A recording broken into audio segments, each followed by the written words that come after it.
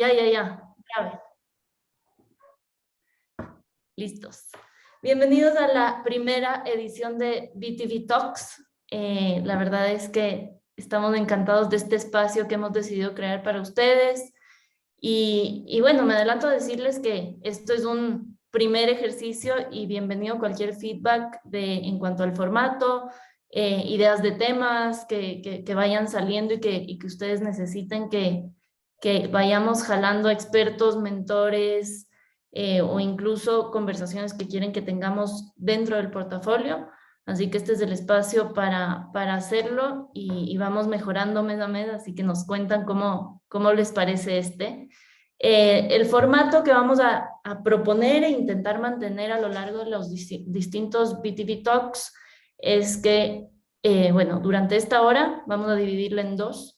La primera mitad va a ser un tema más unidireccional por parte de Pablo en esta ocasión, pero del mentor o experto que traigamos a este espacio. Y la segunda mitad trataremos de que sea algo mucho más interactivo, donde ustedes puedan, uno, hacerle preguntas al invitado, y dos, también nosotros trataremos de moderar para ir llamando a las distintas startups que creemos que lo han hecho bien o que ya sabemos que han metido la pata y han aprendido en este tema puntual, y para que se genere esta conversación súper valiosa entre ustedes. Entonces, primera mitad la lidera Pablo en esta ocasión, segunda mitad entramos Fernando o yo a moderar y a interrogar a Pablo y a interrogar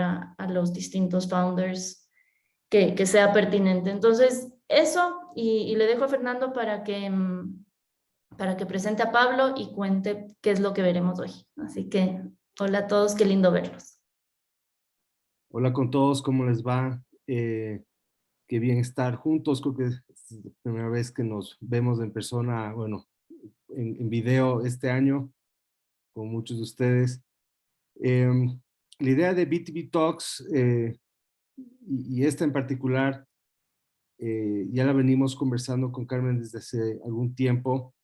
Creo que es obvio que necesitamos compartir entre nosotros conocimientos y escuchar de expertos para poder seguir creciendo nuestras empresas.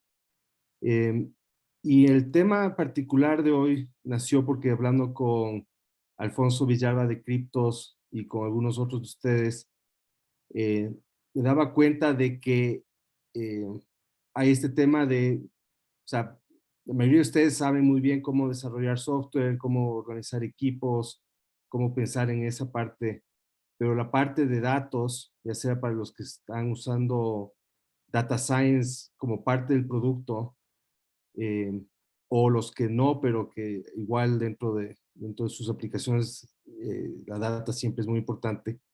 Había un mayor desconocimiento de cómo armar esto, cómo organizar, qué temas pensar, y viendo la evolución de criptos en particular, vi que había mucho valor que ofrecer al resto del equipo si abríamos un poco las experiencias y compartíamos entre todos.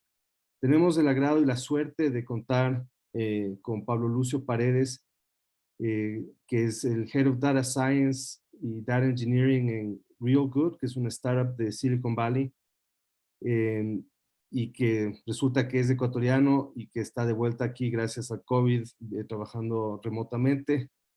Entonces, Alfonso ya lo conocía y ha estado conversando mucho con él y aprendiendo mucho de él. Entonces, me lo presentó y conversamos y dije, oye, ¿qué te parece si damos una charla a todo el portafolio? Entonces, gracias Pablo por haber accedido y bienvenido acá. Y bueno, no te puedo presentar a todos en persona ahorita, pero aquí están los fundadores, cofundadores y empleados de algunas de las startups del portafolio, y seguro que van a aprender mucho de ti, van a tener muchas preguntas para ti. Bienvenido. Buenas. Bueno, gracias por la invitación primero. Y un gusto conocerles a todos. Si les parece, Carmen y Fernando, comienzo ahorita la presentación. Buenas. Voy a presentar A mi ver si pantalla. está.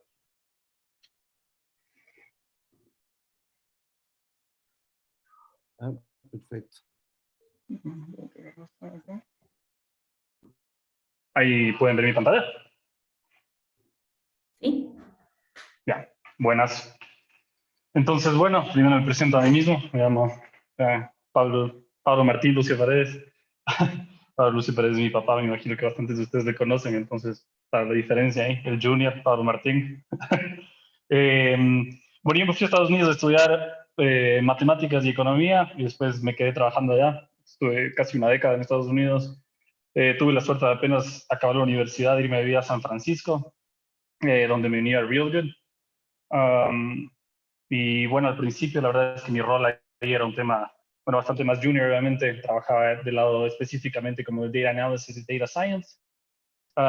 Y bueno, he tenido la suerte y la oportunidad de ir creciendo el equipo y mi rol dentro de la empresa, que ha sido la verdad súper gratificante y eso es parte de lo que les quiero contar a ustedes hoy día y bueno, ojalá sea útil. Bueno, como pueden ver, tengo preparado una presentación, pero si me quieren hacer preguntas sobre la marcha, yo no tengo, o sea, esa es mi preferencia porque quiero asegurarme que les estoy dando valor real en esta presentación. Obviamente no sé, he visto un poco el portafolio que tienen y las empresas que están en la llamada, pero obviamente no sé las particularidades de, de los problemas que tienen y del día a día de sus empresas. Entonces, si quieren algún rato interrumpirme, hay algo que no está claro o que tal vez quieren preguntarme ese rato, esa sería mi preferencia para poder darles la mayor cantidad de valor durante la charla y obviamente al final las preguntas que tengan, feliz de la vida, les respondo con lo que pueda.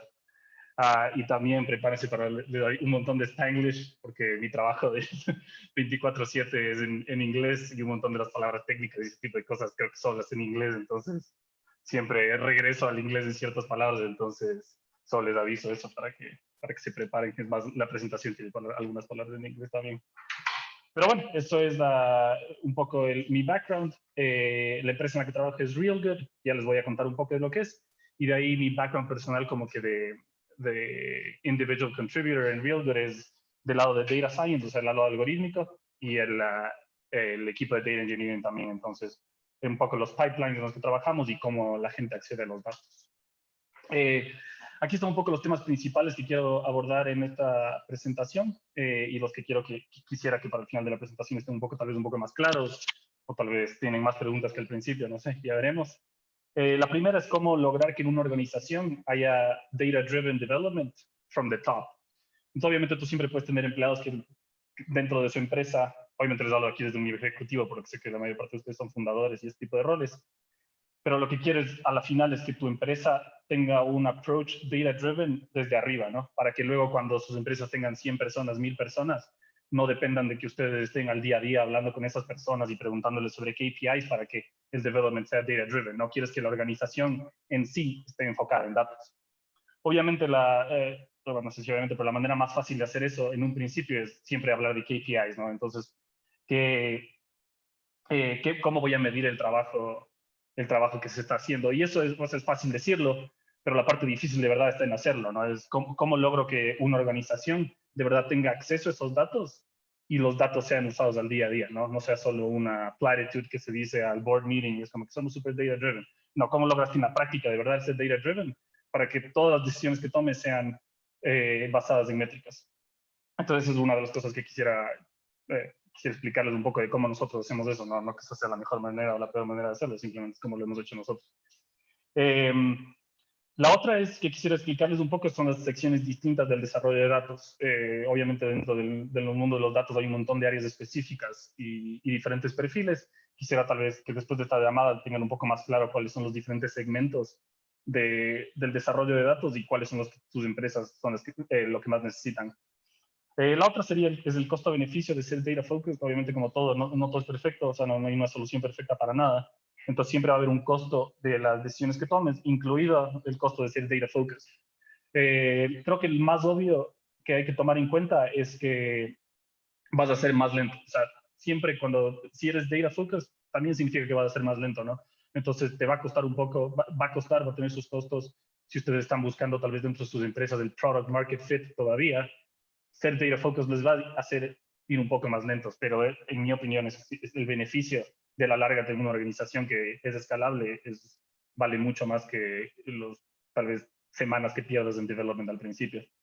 Lo otro que quiero explicarles es un poco el equipo de datos, cómo está formado en RealGood y cómo yo pienso que debe ser formado, y también un poco de tips de cómo contratar líderes dentro de esas áreas, ¿no? Porque obviamente puedes contratar, o sea, una persona que es súper buen individual contributor o un junior dentro de un equipo no tiene las mismas aptitudes que un líder. Entonces quisiera tal vez explicarles un poco cuáles, en mi opinión, son algunas aptitudes que deberían tener los líderes que ustedes contraten para esos roles. Y también, bueno, voy a usar bastantes ejemplos de RealGood, entonces a la final quisiera que entiendan un poco más cómo ha sido el camino de RealGood en general como empresa y en particular el lado de datos. Entonces, bueno, realgood.com, si quieren pueden meterse ahorita mientras estamos hablando, pero les voy a explicar un poco cuál es la empresa. Bueno, nosotros estamos basados en San Francisco.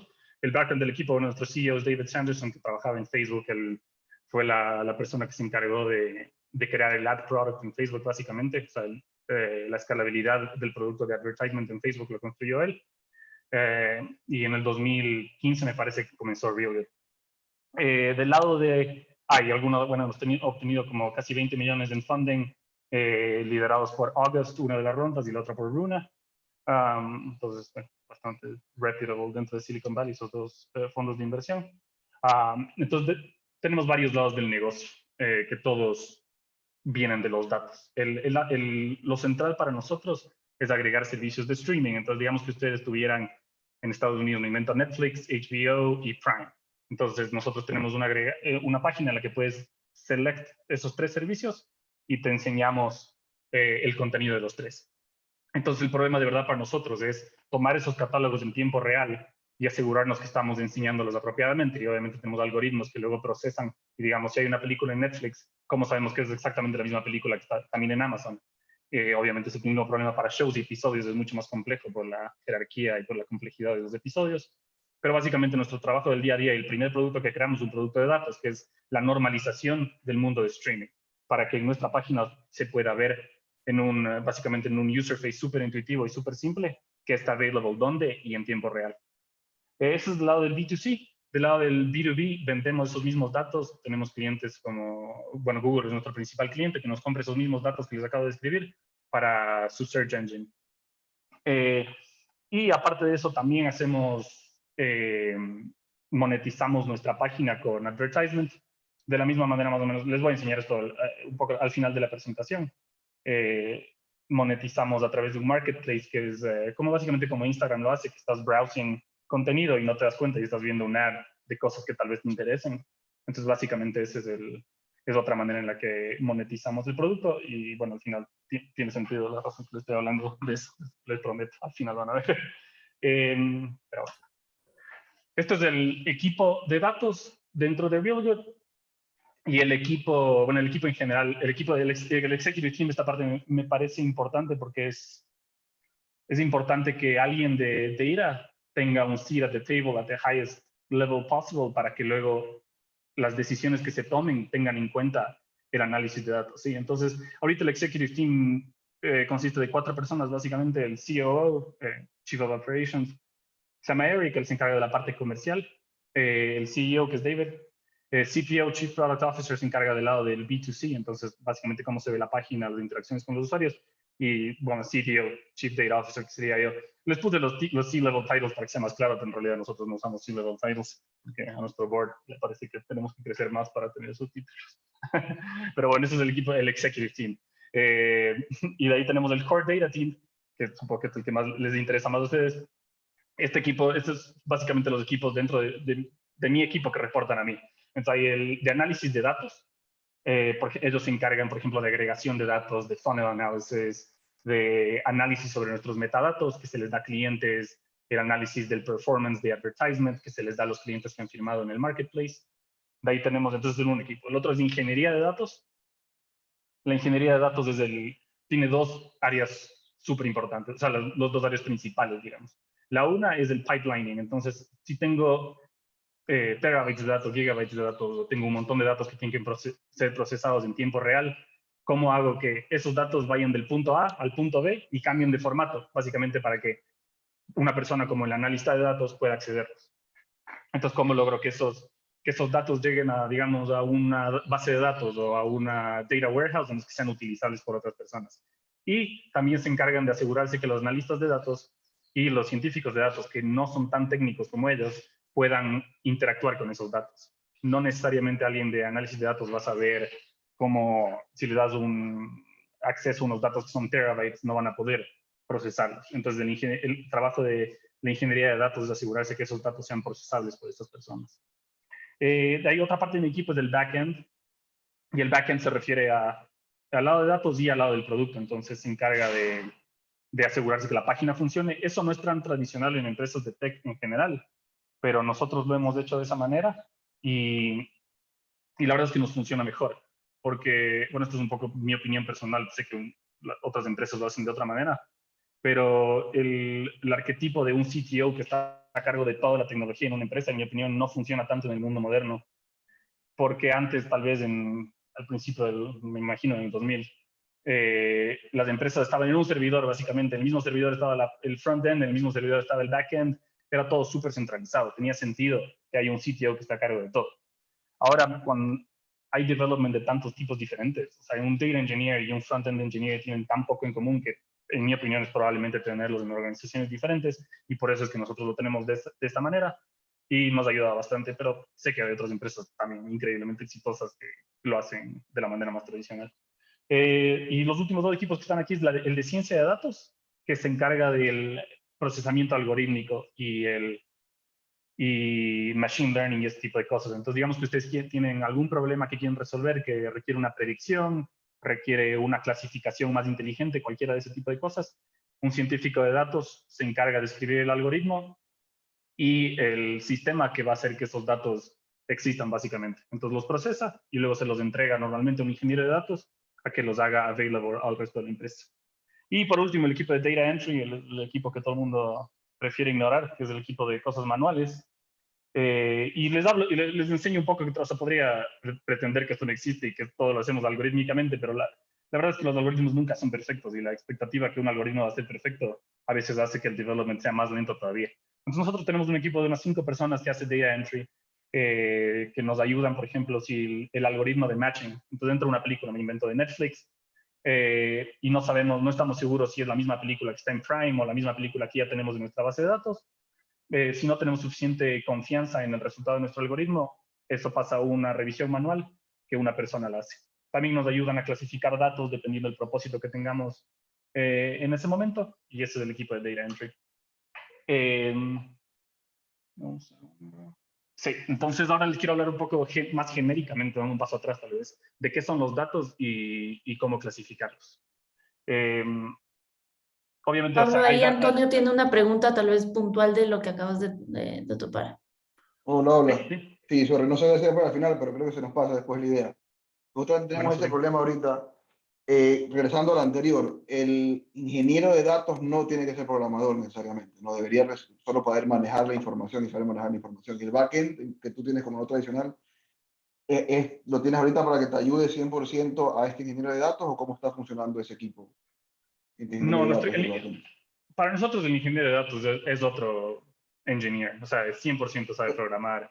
Ok, Su core function es programar, y lo hace ok, para mover datos de un lugar a otro, ¿sí? Entonces, si tienes que ok. crear un pipeline, digamos, me invento el producto, el B2C product, se inventa un nuevo feature, ¿ya? Y nosotros queremos analizar datos de ese feature. Entonces, el data engineer escribiría un pipeline que recibe los datos del front-end y los pone en un data store. El back-end engineer le Ok, ayudaría a crear el data store. ¿Me entiendes? ok, sí. Pero eso lo dices, podría ser el mismo ingeniero de datos. Lo que tú dices que no es Ah, sí, tradicional que 100%. tengas ese backend. El mismo ingeniero de Sí, datos 100%. debería hacer las dos cosas. Sí, exacto. Sí, en realidad para nosotros el cambio de que el backend team sea parte de la misma organización es reciente, y lo más probable es que hagamos justo lo que tú estás diciendo, que data engineer y backend engineer se volverían un equipo juntos, entonces que trabajarían básicamente la misma funcionalidad. Dale, esa es la duda. Fernando, Carmen, ¿cómo están? Buenas. Bueno, entonces como les decía, les quería comentar un poco, dando un paso atrás, qué son los datos y cómo clasificarlos. No me refiero a cómo clasificarlos en como si es algo binario o es un texto, no me refiero como que desde un high level, desde un nivel ejecutivo, cómo es importante pensar en los datos. Bueno, primero les digo el primer bullet point que dice cualquier información interpretable. Me parece que es importante highlight eso porque a veces en el desarrollo de datos pensamos en los datos solo como resultados estadísticos, como cosas para research. Y no, los datos son absolutamente todo. Cualquier información interpretable que tenga su empresa es un dato y el equipo de datos debería ser responsable de eso. Entonces es importante pensar que cualquier cosa que pase en una empresa, al final, todo, en una empresa de software, como son, me parece que todos están aquí, todo es un dato, no necesita ser algo que ya se ha analizado, no necesita ser algo de un modelo estadístico para que ustedes lo piensen como parte del mismo ecosistema de datos. Y aquí tengo aquí escribí un poco la clasificación de la manera en que nosotros pensamos en nuestros datos, que me parece útil para que ustedes la tengan en mente. La primera es los datos necesarios para una plataforma de producción. En el caso de RealGood es, por ejemplo, eso la clave que tiene el usuario con nosotros, ¿no? Entonces, ¿dónde guardamos eso? El correo, si ellos nos han dicho que han visto una película y eso es parte del perfil del usuario, ¿dónde guardamos información y todo eso? De ahí hay los datos que son exclusivamente para análisis y optimización. Esos datos no son los mismos que los datos de producción y es importante hacer esa diferencia porque si tú no tienes eso en mente desde el principio, luego vas a crear un feature, le vas a decir a tu backend engineer o a tu CTO, crea este feature, por favor, y te vas a encontrar 6 meses después con que no tienes los datos necesarios para saber si ese feature funcionó o no. Lo único que tienes son los datos que hicieron que el feature funcione literalmente, o sea, funcionar en la página. Entonces es importante separar esos dos. De ahí tienes los datos que son producto de análisis, los datos que son productos de un algoritmo, eso es un poco el trabajo del equipo de Data Science y Data Analysis. Datos externos, que son datos que pueden traer los de social media, es bastante típico entre una empresa de tech, traer datos de social media para optimizar las cosas que se hacen. Y de ahí una parte súper importante del PII, que es Personally Identifiable Information. Es importante tener en cuenta esos datos separados para que a la larga, cuando vaya moviéndose de lugar en lugar y tenga diferente regulación burocrática cada país sobre dónde están esos datos y cómo pueden usarlos y cómo tienen que borrarlos, es importante tener esa información, esos datos separados mentalmente y también organizacionalmente. Eso puede ser el correo, el nombre, el lugar, el IP, eso ya depende de la industria en la que estén, va a haber un montón de esos datos. Y sí, esto solo es para que tengan un poco, solo está listo para que tengan un poco en mente de dónde pueden venir los datos que van a ser importantes para su empresa, su negocio. Dependiendo de, no sé qué tan útil sea esta parte, dependiendo el stage en el que esté cada uno de sus productos, pero es dónde comienza el road a ser data driven, dónde comienza el road de crear un data product.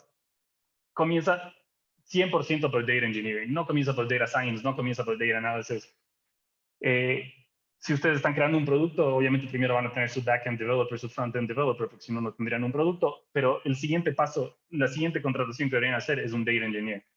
Siempre va a haber la gente que habla de datos, siempre está hablando del algoritmo, de machine learning, del neural net, y esas cosas son chéverísimas, son lo que más vende, pero si no tienes un data engineer, no tienes nada.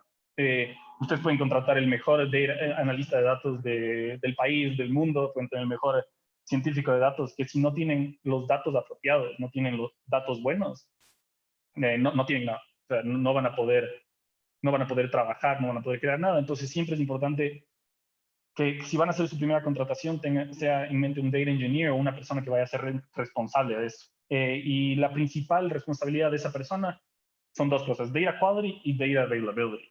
Es cómo hago que una persona que sea responsable, su main role en la empresa, que es el que yo tengo en la mía, es asegurarme que la calidad de los datos sea buena y que el data flow tenga sentido para las personas que usan esos datos.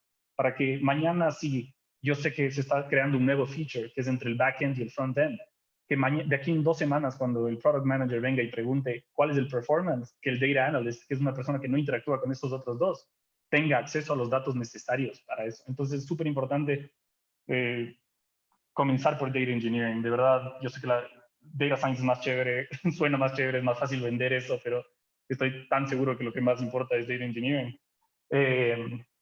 Y sí, bueno, eso era un poco mi recomendación sobre dónde comenzar. Bueno, aquí les voy a explicar cómo es el equipo de datos ideal, cómo y cuándo contratar, y también un par de recomendaciones sobre cómo contratar cada una de esas personas.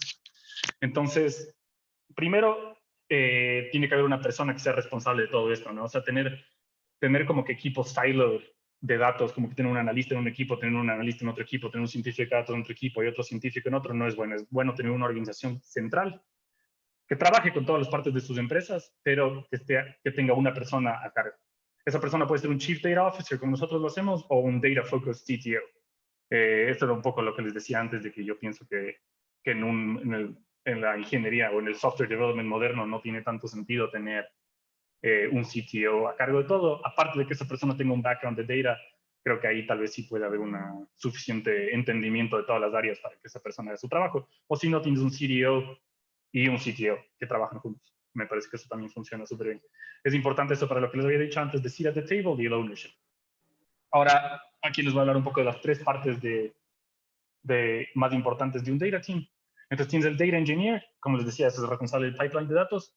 Y ahora, si ustedes están contratando a una persona, a un data engineer, y le están entrevistando, yo creo que sin que ustedes le digan algo, me parece que lo más importante sería que esa persona les hable sobre la importancia de data quality y availability, como les había mencionado. Yo sé que estoy repitiendo eso un montón, pero de verdad me parece súper importante si quieren tener un data focused development. Esa persona debería tener, o sea, su pasión dentro del engineering. Lo ideal sería hacer que otros usuarios dentro de la empresa tengan acceso a los datos. Eso sería la cosa número uno que yo busco en un líder de data engineering. De ahí tienes el data scientist, que es procesamiento algorítmico y machine learning. En este caso les diría que lo que más importa de largo es que a esa persona esté consciente que más importan los datos que el algoritmo. El algoritmo es un commodity, básicamente. Los algoritmos que usamos, básicamente personalmente nosotros usamos en nuestra empresa y que he visto que se usan en la mayor parte de empresas, son un commodity, ya existen, han existido por años. Es más, tú puedes ver los papers escritos de los algoritmos, fueron escritos por Carl Friedrich Gauss, los cuales te dicen cuánto tiempo han existido esos algoritmos. No son nada tremendamente innovador comparado a la infraestructura de datos. Entonces es importante que la persona que está a cargo de su equipo de data science entienda que más importa los datos que le das al algoritmo que el algoritmo en sí. Obviamente, dentro del equipo puede haber alguien que esté apasionado sobre optimizar los algoritmos en sí, y eso es buenísimo, pero en mi opinión el líder debería tener ese enfoque más en qué datos le doy al algoritmo que el algoritmo en sí. También la portabilidad es súper importante. Lo que pasa, he visto que pasa bastante en algunos lugares, y bueno, nos pasaba a nosotros hace algún tiempo, es que en tu computadora personal tu algoritmo funciona súper bien y predice un montón de cosas, pero ¿cómo logro que eso llegue a un cloud production environment que están accediendo millones de personas? Entonces, esa persona, el líder de Data Science, también tiene que hablar de portability de su propio trabajo. Entonces, esas dos cosas son súper importantes, es los datos sobre el algoritmo y la portabilidad del trabajo del equipo de Data Science.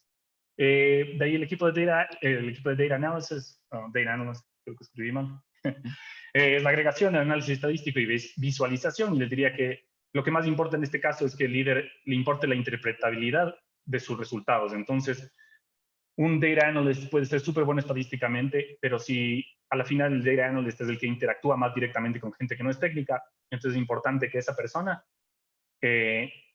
entienda que la persona con la que está hablando no sabe tanto de datos como ellos, ¿no? Entonces, y que le importe que los datos que sacan sean interpretables, entendibles y accionables. Entonces, eso diría que es lo más importante, a mí me parece personalmente, para un data analyst.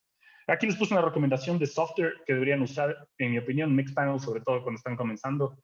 Es súper útil, al principio es súper barato, después sí sube de precio, y les diría que ayuda bastante para crear un environment data focused que no sea solo de ingenieros. Y bueno, aquí puse otros ejemplos para empresas tal vez más, bueno, backend engineering, como les había mencionado, ML y development ops, eso es más para ayudar a la gente. O sea, esta persona ayuda al data scientist, pero eso es para empresas más grandes. Nosotros no tenemos eso, por ejemplo. Y de ahí data entry, como les había mencionado, que siempre es importante. Un segundo. Ya. Una cosa tal vez conceptual que es importante es pensar en los datos como un producto, ¿sí? O sea, no son product adjacent, no son tal vez un mecanismo dentro de la empresa, sino son un producto más. Y es importante eso porque lo ideal sería que el development cycle que ustedes tengan para su producto normal le den el mismo a a su producto de datos. ¿Sí? Aún así, su producto en particular no sea de datos, pensar como los datos dentro de la organización como un producto más. Entonces, si se demora 3 semanas en un cycle y se hace QA y todo esto, deberían, y ustedes tal vez no sacarían una nueva versión de su app sin enseñarle a 100 usuarios primero, tal vez deberían tener el mismo mindset con su producto de datos para asegurarse que a la final tengan data quality. A nosotros hace unos 4 años, por no tener ese tipo de mindset, estábamos cometiendo un error que nos costó bastante plata después, que era nuestros datos del catálogo, no estábamos haciendo un historical backup de esos datos, porque no teníamos en mente la idea de estos datos son un producto en sí. Y por no haber hecho eso, perdimos un montón, o sea, no sé un montón, pero perdimos algunos contratos, o sobre todo valor dentro de contratos, por no tener esos datos ya stored. El trabajo no era un trabajo gigante, era simplemente escribir un script y mandarlo a algún lugar a que esté stored y usarlo después. Pero por no haber tenido ese mindset de mis datos son un producto también, cometimos ese error que nos costó bastante a la larga. Es importante tener el usuario final en mente. En este caso, por ejemplo, el ejemplo ese es perfecto. A la final, un usuario era un comprador de esos datos. Nosotros no estábamos pensando con eso en mente. A la final, en Product Development siempre estás pensando en el usuario, ¿no? Siempre estás pensando, el rato que ya cambias un botón en tu aplicación, estás pensando en qué impacto va a tener esto sobre el usuario. Lo mismo debería ser con datos. ¿Qué impacto tiene esto sobre el analista de datos, que es el usuario final de estos datos? ¿Qué impacto tiene esto sobre el Head of Product que quiere usar estos datos para optimizar el producto? El seat at the table, repito lo mismo, porque sé que tal vez en empresas de jóvenes es algo evidente que los datos tienen que tener un seat at the table, pero de lo que yo he leído, bueno, nunca he tenido la mala suerte de tener esa experiencia, pero sé que en otras empresas el equipo de datos no tiene un seat at the table, entonces es importante eso también. Y de ahí solo una recomendación que sí he visto, la verdad es que no sabía dónde poner este bullet point dentro de la presentación, pero es súper importante tener el approach de simpleza sobre complejidad. Siempre es lo mismo de que les decía antes de data science, o sea, siempre es súper chévere trabajar en un algoritmo complicadísimo, usar la última librería que publicó Google en TensorFlow, usar esa librería y hacer un algoritmo súper complicado. Pero si puedes usar algo simple que tiene el 90% de performance, que es algoritmo complicadísimo, háganlo. Y eso es solo algo que deberían tener, pero como mentalidad going in. No hay ninguna vergüenza en usar un algoritmo simple si el performance es el mismo, es mejor, y sobre todo te ganaste 6 meses de development time. Y ahí nosotros teníamos, por ejemplo, hasta hace poco un algoritmo bastante complicado, difícil de mantener, y la portabilidad de ese algoritmo era un problema para la empresa, y era para indexar nuestro contenido, básicamente, en qué orden enseñábamos el contenido en ciertas páginas. Y luego, a través de usar mejores datos, lo reemplazamos por una fórmula literalmente, no es ni siquiera, no es un modelo, no es un algoritmo, no es nada, es una fórmula y tiene mejor performance todavía. Entonces, solo les digo como que tengan, en temas de datos, la simpleza, sobre todo en el lado algorítmico, es súper útil tener eso en mente para que no pierdan demasiado tiempo en el development. Sobre todo al stage en el que obviamente ya están, o sea, trabajas en Uber y tu trabajo es optimizar el ETA de cada carro, ya perfecto, o sea, pásate tu vida entera optimizando ese algoritmo, pero si estás comenzando una empresa desde cero, ese no es el mindset que deberías tener, es 100% solo how do I ship this quickly at 90%. Otra parte que es importante es tener, y esto es un poco más del lado de la arquitectura de la empresa, es tener los datos en el centro de la organización. Bueno, este día saqué esta no es mi idea, tuve la suerte de atender ahí a través de nuestros inversionistas a una charla en Airbnb, que ellos tienen este mindset básicamente, es que en el centro de la empresa está el data store, donde están todos los datos. Y los diferentes equipos se comunican a través de datos, mandan datos de vuelta al data store y de regreso a cada equipo. Una cosa que es útil de esto, otra cosa que es útil de esto es que if you develop something y eso va al data store, eso significa que es reusable para todos en la empresa. No está siloed off. Entonces, si el equipo de Data Science inventa algo para el equipo de marketing, si ya está en el data store en este modelo, ahora el equipo de front-end engineering también lo puede usar. O sea, no están separadas las cosas, tienes una organización eficiente. Y para darles un ejemplo, les quería decir cómo funciona básicamente esas aristas que conectan el data store con cada equipo dentro de RealGood, por ejemplo. Entonces, me inventé, dentro de RealGood, por ejemplo, el equipo de Data Science tiene algoritmos que clasifican cada película y cada serie. Entonces, la clasifican en diferentes géneros, en diferentes tags, y esos datos el equipo de Data Science lee datos del Data Store y devuelve datos al Data Store. El equipo de Data Analysis hace lo mismo, quiere analizar cuál es el performance de un funnel. Lee datos y manda datos de vuelta con los resultados del funnel. El equipo de Front-End Engineering lo mismo que hace, recibe datos del catálogo. Entonces dice, el equipo de Front-End Engineering pregunta qué películas están available en Netflix, el Data Store devuelve eso y el Front-End Engineering manda datos de interacción de vuelta de los usuarios al Data Store. El Executive Team, por ejemplo, firma un nuevo contrato del Marketplace que les mencionaba antes, firma un nuevo contrato con Amazon. Entonces, Amazon ahora nos paga para promover su contenido. El Executive Team manda un insertion order, que es básicamente lo manda al Data Store. El Data Store procesa esa información y ahora la manda al Front-End Engineering. Entonces, ahora el Front-End Engineering sabe qué advertisement tiene que mostrar. Y también lo mismo es con el equipo de marketing. El equipo de marketing le pide al equipo de Data Analysis, por ejemplo, algo que quiere mostrar un journalist. El equipo de Data Analysis coge del Data Store datos, manda de vuelta el análisis y ahora el equipo de marketing tiene acceso a través de un dashboard a esa información. Entonces, hace que el development se hace data driven by definition. Cuando tienes este tipo de arquitectura, te estás comunicando a través de datos.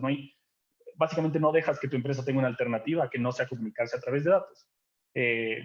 Bueno, por eso es básicamente el flow que les quería explicar. Y de ahí, este es el último slide. Ya voy a dejar de hablar, les prometo. Y este es del marketplace, básicamente, ¿sí? Esto es lo que está vendiendo RealGood ahorita. El ejemplo de Amazon Prime era algo real. Esta foto tomé de RealGood hoy de mañana.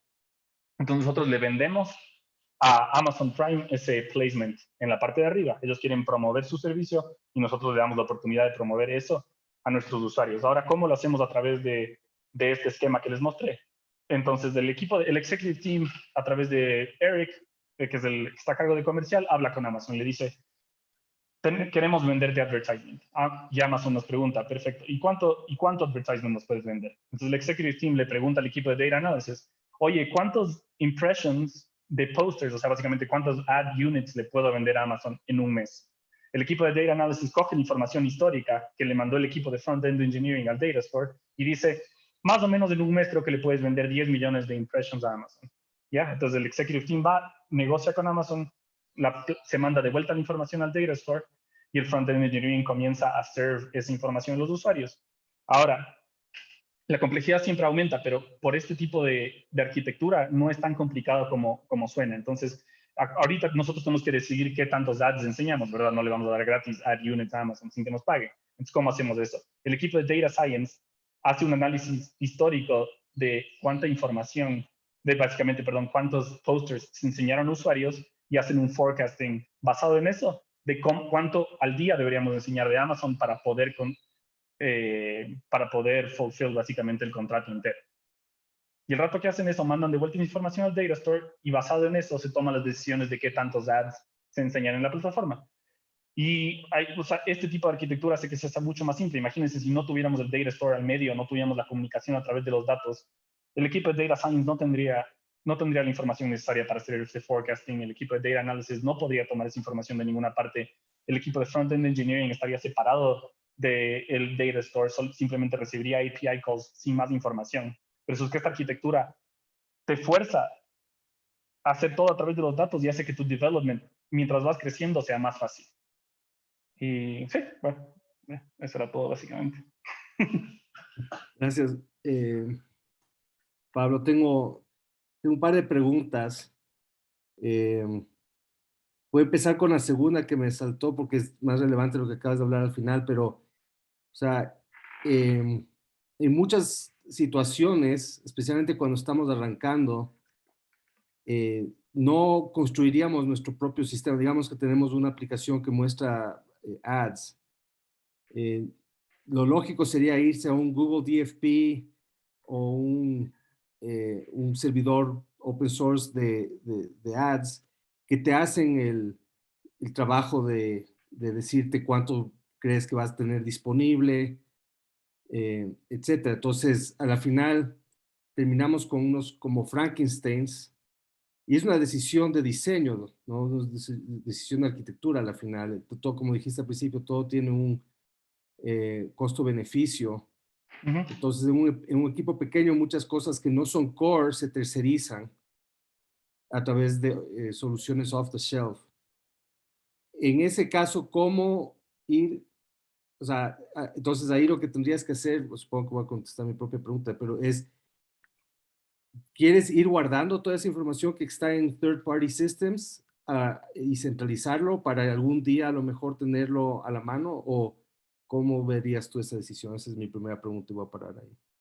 Sí, 100%. O sea, nosotros hacemos eso también. Nosotros no es que construimos todo lo que tenemos, ¿no? O sea, un montón de cosas son compradas y nosotros igual usamos GAM, que es el Google Ad Manager. También hacemos nuestra propia tecnología, pero también usamos los sistemas de Google. Y te diría que sí, 100%. O sea, tú puedes tener este Frankenstein mientras vas puliendo tu producto, ¿no? Y a la larga comienza a store esos datos tú internamente. Siempre tienen esas soluciones, siempre tienen conectores de datos. Entonces, lo ideal sería traer la mayor cantidad de esos datos a tu propio sistema. Aún así se ha comprado de otro, aún así estás comprando algún producto y después a la larga tener la habilidad de tomar esa información. Lo bueno es que con una arquitectura de este estilo, construir esas cosas de como el ad server que mencionabas, es mucho más fácil que si tuvieras una arquitectura más separada, o sea, más siloed off. Uh-huh. Y bueno, y la primera pregunta que te iba a hacer es en base también a mi experiencia, digamos, cuando era CTO,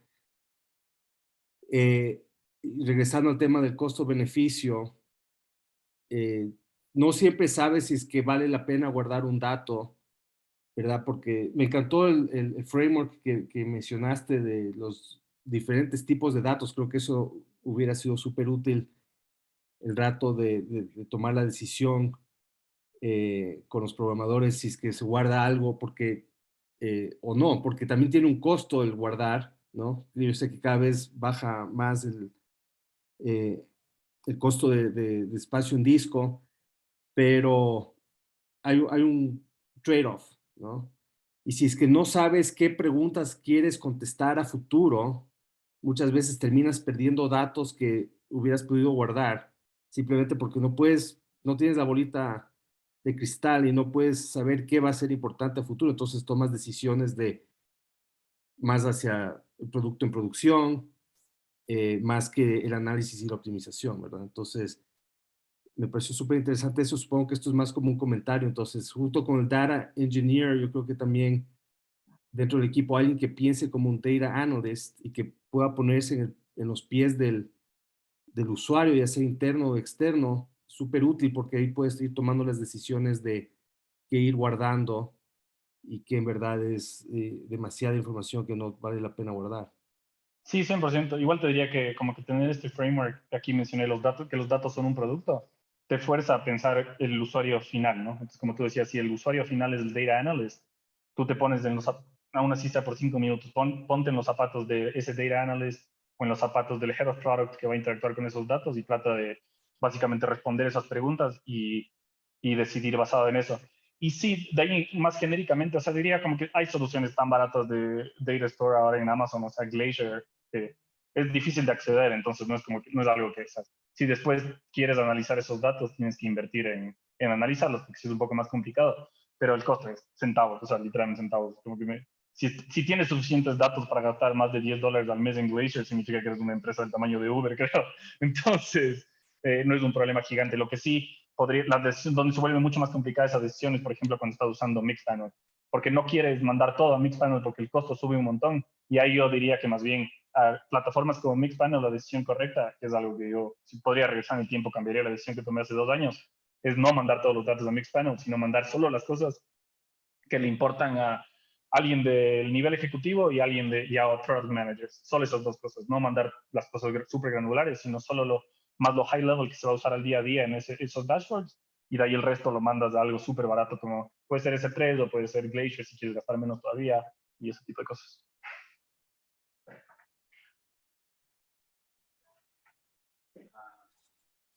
Me parece súper interesante, gracias por la charla, conectar un poco con lo que decía.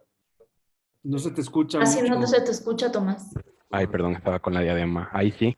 Sí. Sí. Bueno, gracias por la charla, estuvo muy buena. Creo que conectando un poco con lo que decía Fernando y lo que acabas de ampliar, me gustó mucho el enfoque que tú dices del top, como que un CTO data focus. Creo que es es un shift válido de mentalidad y pensar un poco en si los datos son producto, claro, es como a futuro, ok, estos datos y obviamente asegurarte de que estás capturando atributos que sean válidos, ¿no? Que a la final sí te sirvan. Pero el desafío es que cuando recién estás empezando y un poco mi pregunta va hacia el diagrama, siento que el diagrama que mostraste, este de aquí, es como un flujo súper chévere de, ok, un data-driven organization, pero cuando recién arrancas y son 2 o 3 en tu equipo, ¿verdad? Me imagino que debajo de esto hay mucha complejidad, o sea, no creo que sea, debe haber tal vez comunicación, obviamente, entre los distintos servicios y demás. Ah, ¿qué podrías recomendar? O no sé si has visto algo que podríamos usar. A mí se me ocurría Segment un poco como para, de alguna manera, ok, tienes estas distintas fuentes de datos y al menos empezar a almacenarlas, ¿verdad? Porque a lo mejor todavía no tienes el data engineering y no tienes mucha claridad de hacia dónde quieres llegar con estos datos, pero al menos empezar a almacenarlas, conectando un poco con lo que tú decías de que por no almacenar históricos, luego eso nos pasó una pequeña factura.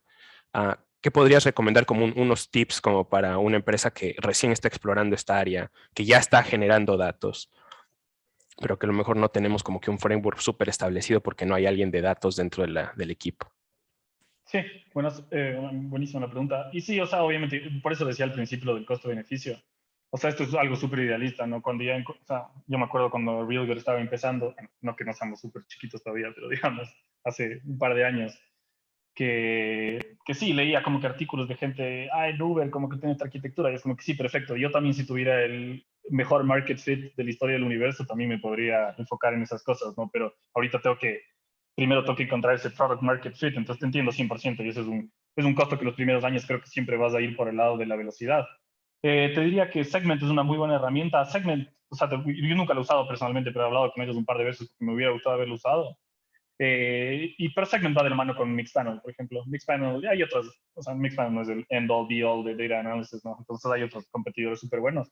Te diría que comenzando con Mixpanel, está súper bien. O sea, si comienzas a meter eso en tu producto para cosas importantes de un muy buen comienzo, y a la larga puedes adoptar una...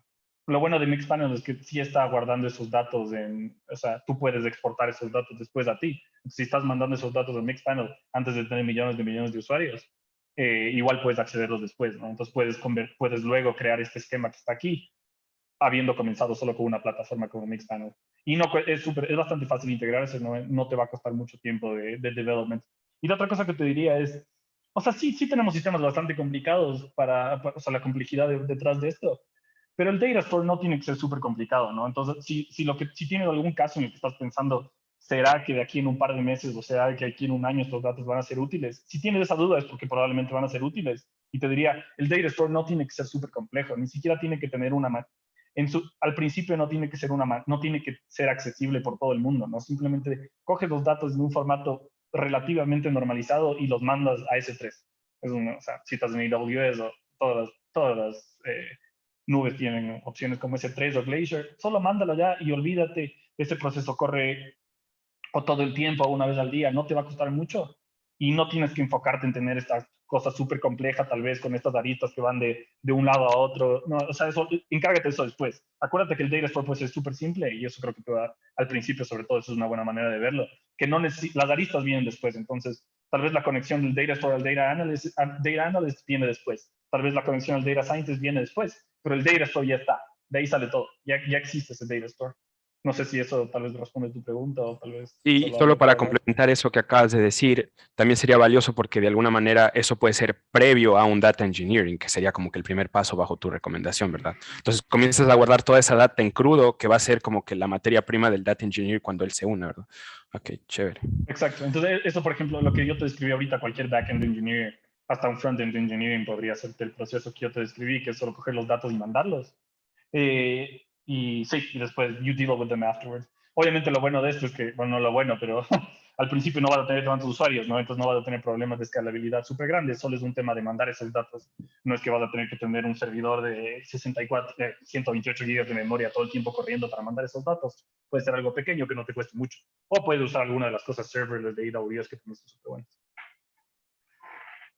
José, Hola, muchísimas gracias por la charla y un saludo a todos. Tengo dos preguntas. La primera es, tocaste el tema de costos un par de veces y me preguntaba si puedes construir un poco más en eso. En tu experiencia, ¿cómo ves que los costos van evolucionando de el data store y de todo lo que sea el manejo de data a medida de que van creciendo el uso y la cantidad de usuarios? Sí, bueno, lo que yo había mencionado de los costos era más como un costo de development, o sea, de tiempo. Pero sí, también te puedo contar eso, obviamente. Del lado de básicamente de todos estos es negligible, o sea, si tú estás teniendo usuarios suficientes, el costo va a ser, o sea, por ejemplo, todo el análisis que hacen nuestros data scientists y data analysis nos cuesta más o menos $1,000 al mes. Si tienes tantos usuarios para generar $1,000 al mes, me imagino que $1,000 al mes no son un problema gigante para ti. Lo que sí se vuelve un problema es el data store que va al front-end engineering team. Esto te podría estar costando, o sea, bastante más. Y ahí te diría que mi recomendación principal sería, eh, o sea, tener una actitud de cloud native, o sea, que tú ni siquiera piensas en construir algo si no es directamente en la nube, porque eso va a hacer que sea más fácil para ti bajar los costos a la larga. La otra cosa, si estás en AWS o cualquier otra de esas, cualquier cloud provider, desde el principio ponte en contacto con uno de los costs. O sea, ellos tienen como que partners que te ayudan a bajar los costos y ellos hacen dinero de que tú bajes los costos, entonces es súper útil. Y la otra cosa, si tienes un CTO, un backend engineer, un infrastructure engineer, quien sea que esté a cargo de esta área, mándalos a AWS reInvent o el equivalente de la nube en la que estás trabajando y te juro que va a justificar ese costo 1,000 veces con lo que van a aprender ahí y cómo bajar los costos de lo que te está costando en la nube, va a valer 100% la pena.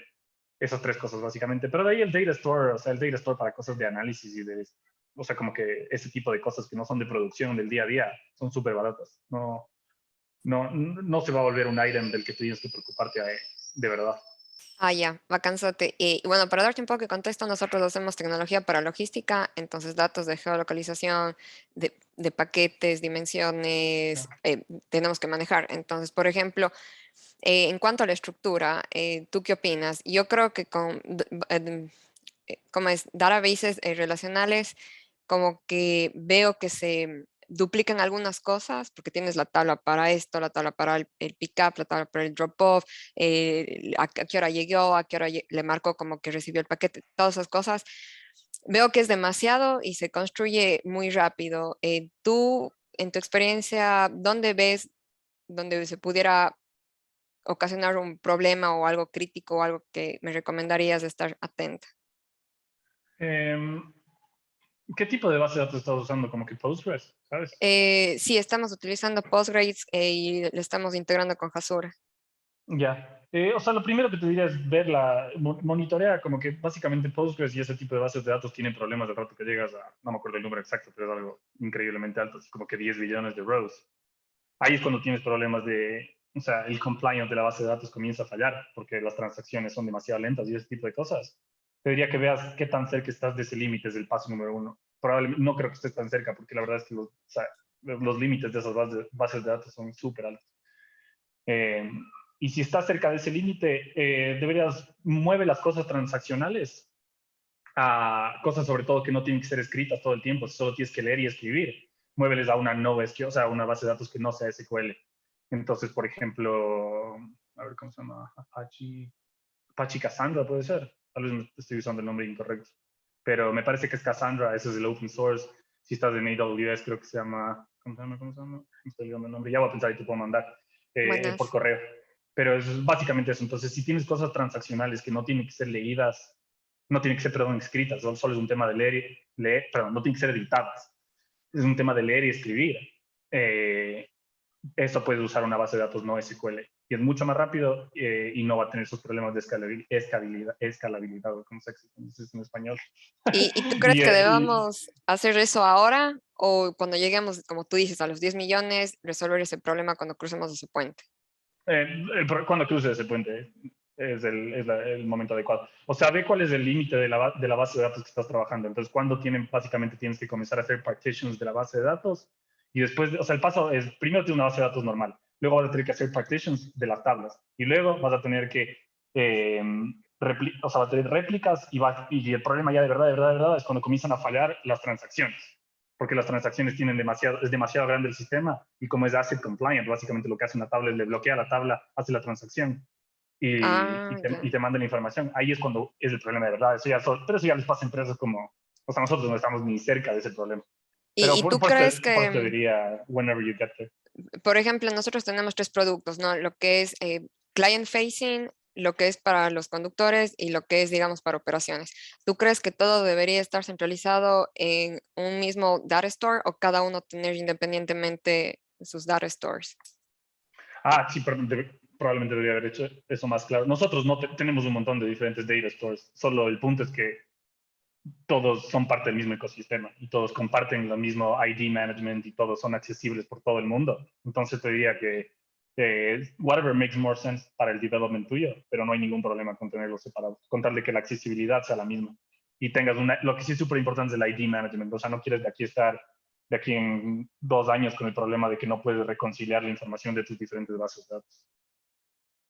Ya, buenas. Muchísimas gracias. ¿De nada? Creo que voy yo, ¿no? No hay Dele. más Sí, nadie dale, pendiente. Ronald. Ok. ¿Qué tal, Pablo? ¿Cómo estás? Ronald de Pardux. Justamente tenía una pregunta porque veo que Realwood se encarga de analizar data de terceros.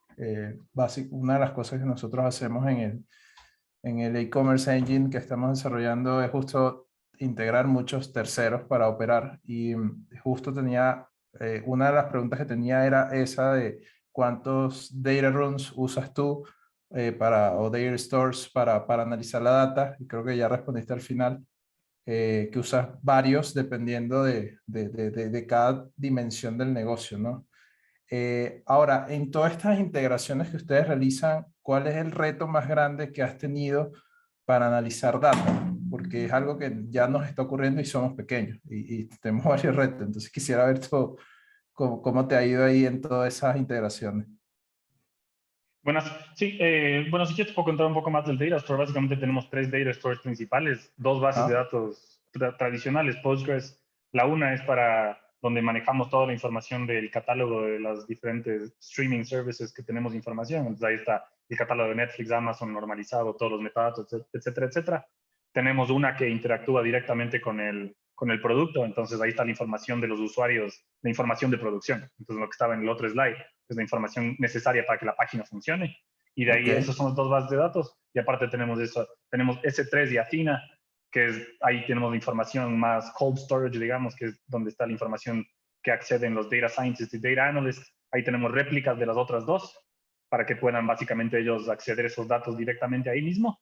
Y también tenemos y la información de los usuarios ya la más granular, la que no queremos que vaya a la base de datos de producción por problemas de escalabilidad,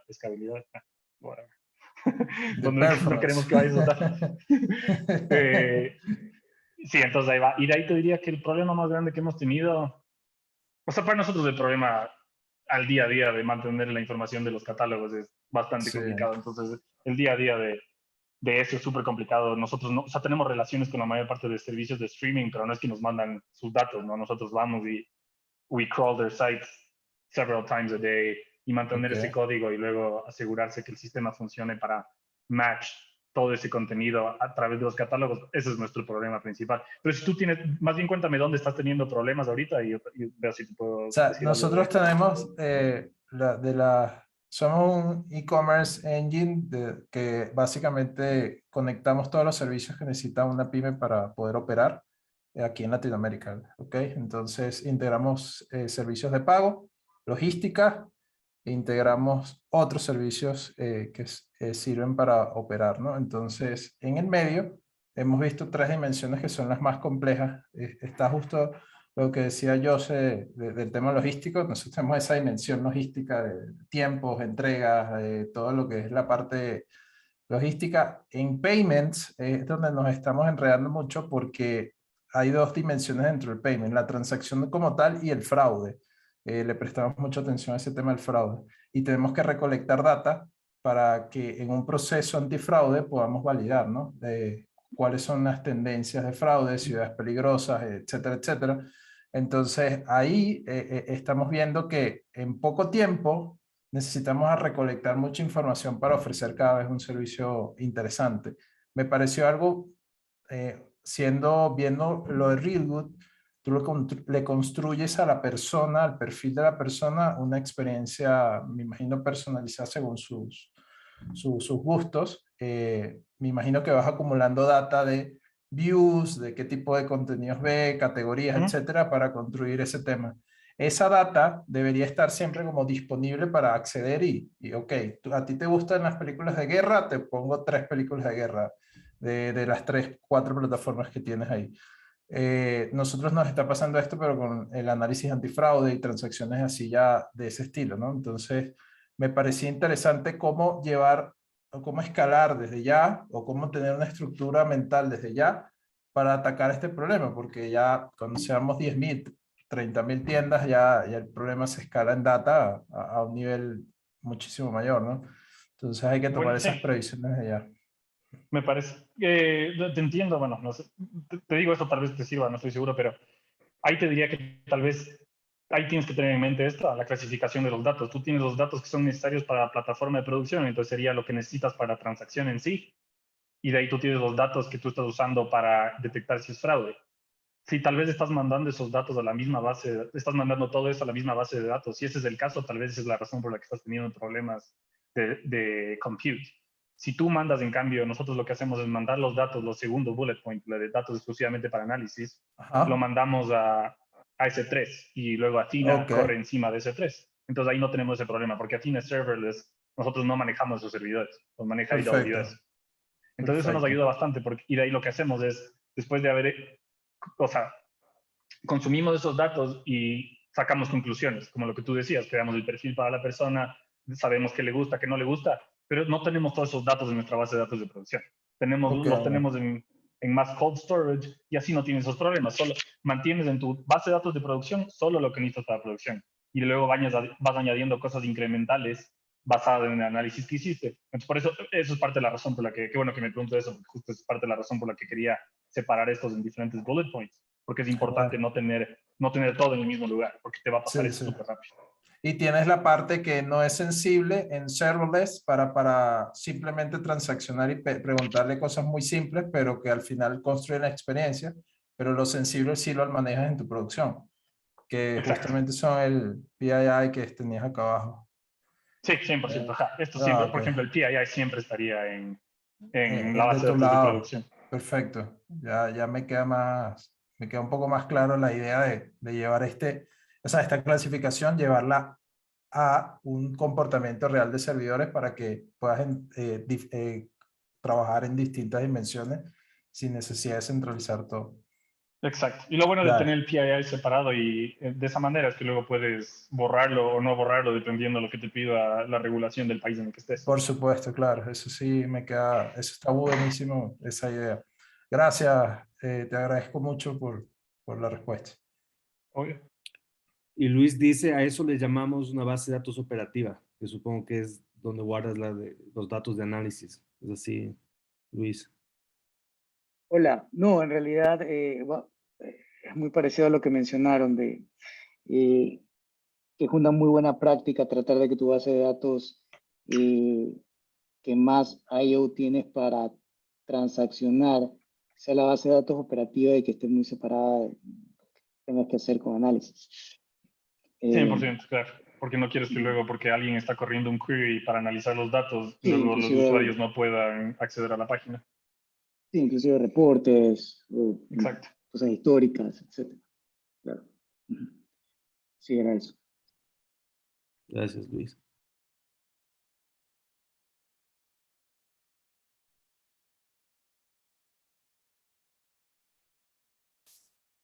¿Les parece? ¿Qué más? Sí, ¿Algo más? ¿Tienes? Perdón, sí. Rodrigo tiene una pregunta y estamos un poquito pasados de tiempo, así que Rodrigo, hagamos esa y en honor al tiempo de Pablo, si quieren vamos cerrando. No sé quién más tiene preguntas cortas. Vamos por ahí. Pablo, por la presentación muy muy relevante todo lo que has dicho. Mira, mi pregunta es la siguiente. Acabas de mencionar un tema muy importante al inicio, si puedes retroceder unas diapositivas más, pero era esa relación entre el trabajo que está haciendo normalmente cuando empieza a generar algoritmos, ¿verdad? Versus lo que hace el equipo de Data Entry cuando está un poco haciendo el trabajo manual. ¿Cómo son esas buenas prácticas cuando estás en esa parte haciendo correcciones? ¿Qué tanto y cuándo se involucra el equipo a hacer esas correcciones manuales cuando tienen que hacerlo? Sí, o sea, nosotros no, o sea, mi preferencia obviamente es que no lo hagan ellos manualmente, ¿no?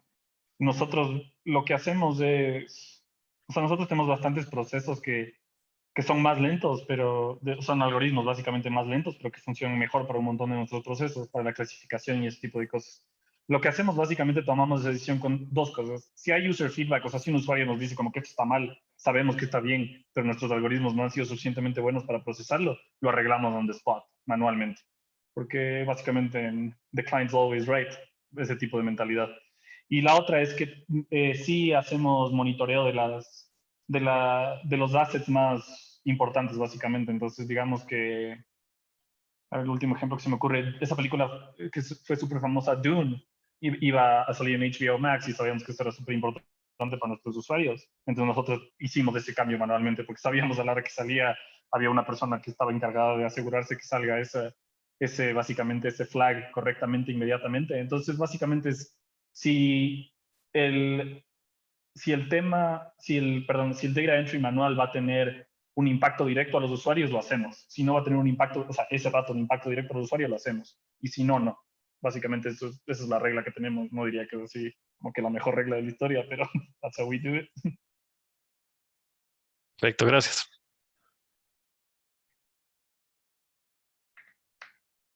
Genial. Si tenemos para una pregunta más, me gustaría hacer una que había salido cuando conversamos con el resto del equipo sobre tu presentación.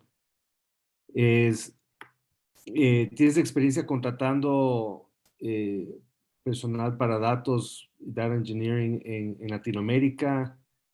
Y no sé si tienes algún tip, consejos que estás viendo.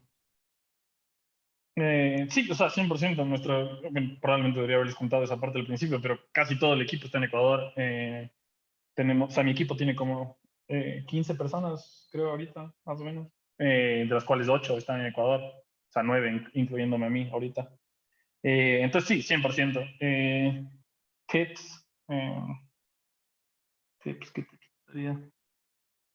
Lo que O voy sea, es un poco, muchas veces se contratan juniors porque uno cree que va a salir más barato, pero no, parece claro, no, sí, que... ya te entiendo, Fernando. No, 100%. El tema sería siempre, es mucho mejor contratar, por eso yo les estaba dando el tip para contratar a un líder. O sea, no quieres contratar al principio de tu empresa, sobre todo si, digamos, tal vez algunos de ustedes tengan específicamente, ¿cómo se llama?, experiencia en temas de datos y puedan darles mentorship a esas personas. Pero no creo que deberían ahorrarse la plata contratando un junior, por eso yo les di el tips para contratar a un líder. O sea, lo que ustedes quieren es, lo que yo creo que deberían hacer es contratar gente que pueda luego crear su propio equipo. Entonces nosotros dentro de nuestra empresa tenemos un lead data engineer que contratamos con el propósito de, queremos que esta persona cuando nos vaya bien de verdad tenga un equipo de 50 personas, lo mismo el data scientist que tenga un equipo de 15, que el data analyst tenga un equipo de 100 si es necesario, pero contratas gente que tú tengas la confianza de que tiene el conocimiento suficiente y las capacidades de liderazgo suficientes para crear un equipo, ¿no? O sea, que sean personas a las que eventualmente tú puedas call them a peer, sería lo que yo les recomendaría.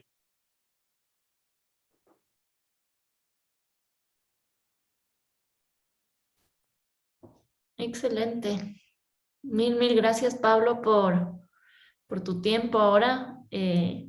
Ya conversaremos con los founders a ver si es que hacemos un follow-up a esto mientras van topándose con problemas ya en el campo y necesitan resolver otras dudas, te convocaremos.